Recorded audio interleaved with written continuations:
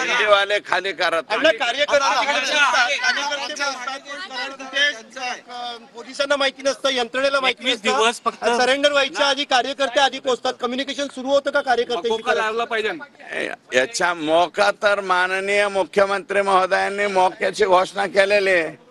त्याच्यामुळे या केसमध्ये 302, 120(ब), खंडणी आणि मोका हे सर्वच्या सर्व गुन्हे त्या ठिकाणी या सगळ्या आरोपींच्या वरती लागणार आहेत. हे मी नाही, राज्याच्या सर्वोच्च व्यक्तीने ही घोषणा केलेली आहे. त्याच्यामुळे मोका लावण्याचा प्रश्न जे काल येऊन मुख्यमंत्र्यांना भेटतात आणि आज आरोपी सरेंडर होतो. धनंजय मुंडे भेटल्यानंतर सरेंडर होतोय.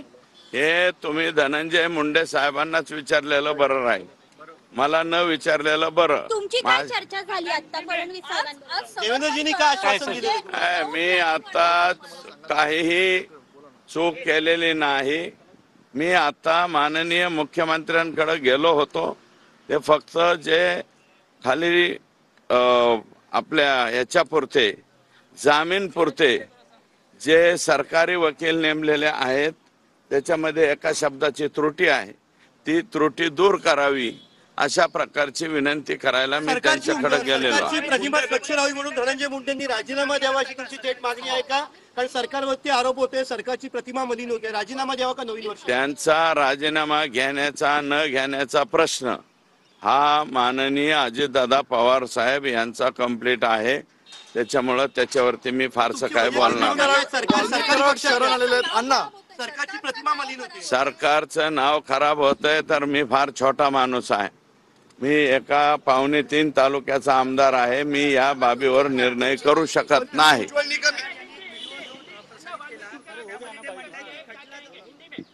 नाही, आधी मराठी होऊ द्या मग हिंदी में. मागणी केलेली आहे त्या संदर्भात तुम्ही बोलता. उज्ज्वल निकम हो, उज्ज्वल निकम साहेब यांची सरकारी वकील म्हणून याच्यामध्ये नियुक्ती करावी असंही पत्र माझं आहे आणि मी त्याच गोष्टीसाठी इथं आलेलो आहे. आता साहेब मला आत्ता भेटणार नाहीत. उद्या सकाळची किंवा 10-11 वाजेपर्यंतची वेळ मिळेल. मी इंडोर्समेंट त्याच्यावरती घेईल आणि विनंती करणार आहे की केस चालवण्यासाठी माननीय उज्ज्वल निकम साहेब यांची सरकारी वकील म्हणून त्या ठिकाणी नियुक्ती करावी अशा प्रकारची विनंती मी करणार आहे. हे बघा, हे खोटा मी नाही त्यातली अमुक तमुक हे आरोपी म्हणतच असतो. ते आता सगळं काही उघड पोलीस आहेत, ते CID आहे, CIDचे IG साहेब ज्यांच्या अध्यक्षतेखाली ही SIT नेमलेली आहे, ते आता बघतील ना. ते काय छोटा मोठा अधिकारी थोडेच आहे. CIDच्या टॉप याच्यावरती आहे आणि साहेबांनी त्यांच्यावरती जबाबदारी सोपवलेली आहे.